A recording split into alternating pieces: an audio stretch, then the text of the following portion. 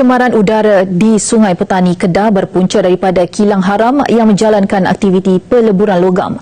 Menteri Alam Sekitar dan Air Datuk Seri Tuan Ibrahim Tuan Man berkata, aduan penduduk yang diterima Jabatan Alam Sekitar JAS berasas setelah siasatan dan aduan dijalankan, terutama menjelang awal pagi di kawasan perindustrian Bukit Selambau. Menerusi hantaran di Facebook, beliau menjelaskan JAS telah mengeluarkan perintah larangan dan menjalankan operasi bersepadu sejak 2019 lagi. JAS merujuk perkara terbabit kepada Majlis Perbandaran Sungai Petani supaya tindakan diambil di bawah Akta Perancangan Bandar dan Desa 1976, Akta Jalan Parit dan Bangunan 1974 dan Akta Kerajaan Tempatan 1976. Isu pencemaran alam sekitar merupakan masalah yang menjadi liputan utama akhbar masa kini dan ianya semakin serius sejak akhir-akhir ini. Banyak punca atau penyebab kepada perkara ini, antaranya adalah disebabkan pembangunan yang pesat dan tidak terkawal dan juga pertambahan penduduk yang tinggi, terutama di bandar besar, yang menyebabkan semakin banyak sumber yang diperlukan untuk meningkatkan hasil pengeluaran bagi menampung kehidupan dan penggunaan penduduk. Tidak dapat dinafikan bahawa pembangunan adalah amat penting untuk kemajuan sesebuah negara. Namun, pembangunan yang tidak mengambil kira ataupun tidak diseimbangkan dengan kemampuan alam sekitar sudah semestinya akan menyebabkan konsep pembangunan berterusan yang tidak dapat direalisasikan. Akibat bukan hanya generasi ini sahaja yang akan mengalami masalah, tetapi generasi masa akan datang juga akan mengalami masalah yang telah diwujudkan pada masa kini. Oleh itu, timbullah pelbagai isu dan masalah berkenaan kualiti alam sekitar yang semakin merosot dan diburukkan lagi dengan pelbagai kelemahan dan kekangan dalam menangani isu dan masalah tersebut. Definisi pencemaran menurut Kamus Dewan Bahasa dan Pustaka yang bermaksud pengotoran alam dan perbuatan mencemarkan kebersihan alam sekeliling dengan sampah sara. Definisi alam sekitar.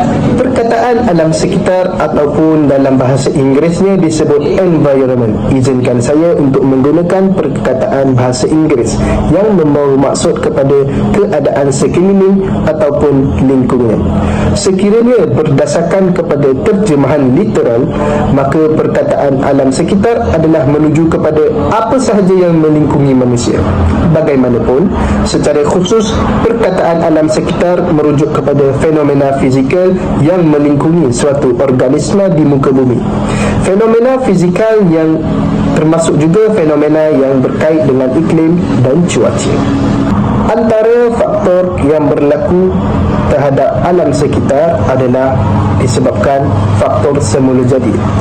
Pencemaran yang disebabkan oleh faktor semula jadi adalah pencemaran yang berlaku dengan sendirinya setelah berlakunya bencana alam seperti letusan gunung berapi, banjir kilat, ribut taufan, gempa bumi dan sebagainya. Pencemaran yang disebabkan oleh manusia adalah pencemaran yang dilakukan oleh manusia sama ada sengaja atau tidak sengaja. Yang pertama adalah pencemaran udara, di mana ia berpunca daripada pelepasan asap kotor oleh industri terus ke udara melalui cerobong asap kilang, kenderaan motor di jalan raya dan letusan gunung berapi. Di antara kesan pencemaran udara adalah penipisan lapisan ozon, jerebu, hujan asid dan pemanasan bumi. Pencemaran udara mungkin boleh memberi kesan terhadap kesihatan, keselamatan dan keselesaan manusia ataupun harta benda. Antara faktor-faktor pencemaran udara adalah kenderaan motor. Kenderaan motor merupakan penyumbang pencemaran udara yang utama di dunia ini kerana masyarakat moden amat bergantung kepada pengangkutan bermotor seperti kereta, motor, lori, kapal terbang dan sebagainya.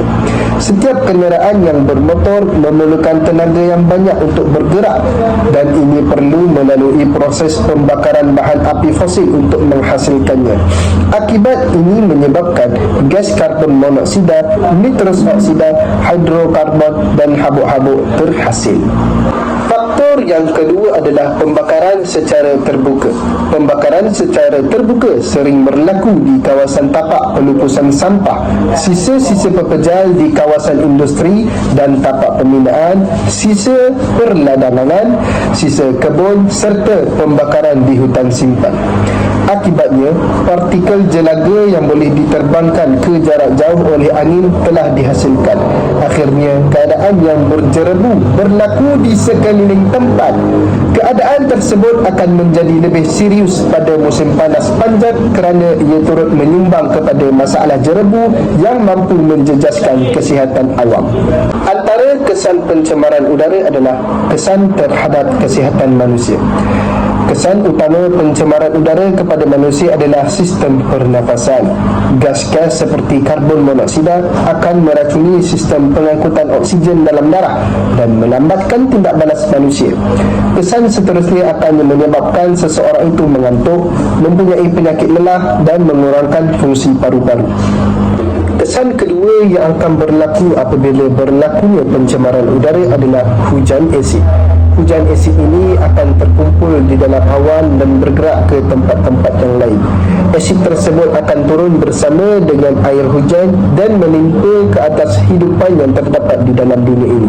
Kesannya, ia dapat membunuh tumbuh-tumbuhan dan juga hidupan air. Tambahan pula, ia juga boleh menghakis pakaian, kertas dan bahan binaan bangunan. Selain itu, asid tersebut juga meresap ke dalam tanah dan menyebabkan kualiti tanah berkurang serta tidak subur. Kesan pencemaran udara yang ketiga adalah penipisan lapisan ozon. Pencemaran udara akan menyebabkan berlakunya pemanasan global akibat daripada penyusutan lapisan ozon yang melindungi bumi daripada sinaran terus cahaya matahari. Pendedahan secara terus kepada cahaya matahari boleh menyebabkan kanser kulit. Di samping itu, pancaran matahari yang terik juga akan menyebabkan berlakunya pencairan ais di bahagian kutub bumi. Pada masa kini, ekosistem di dunia mengalami ketidakseimbangan. Cara pertama untuk mengatasi kesan pencemaran udara adalah dengan menghijaukan kawasan, seperti penanaman pokok buah-buahan di persekitaran taman perumahan dapat mengurangkan masalah peningkatan suhu.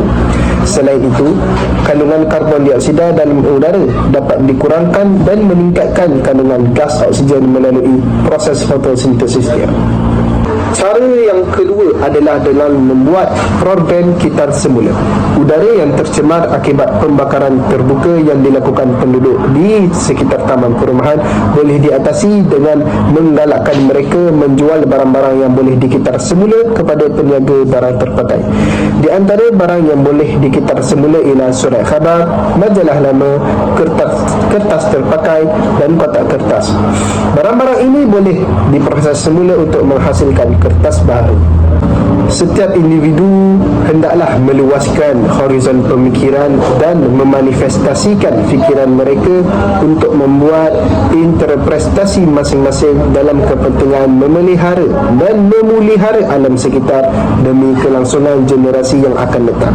Semoga mereka dapat merasai keindahan alam semula jadi secara langsung dan tidak hanya melihat video atau bentuk digital keunikan flora dan fauna yang kita miliki hari ini.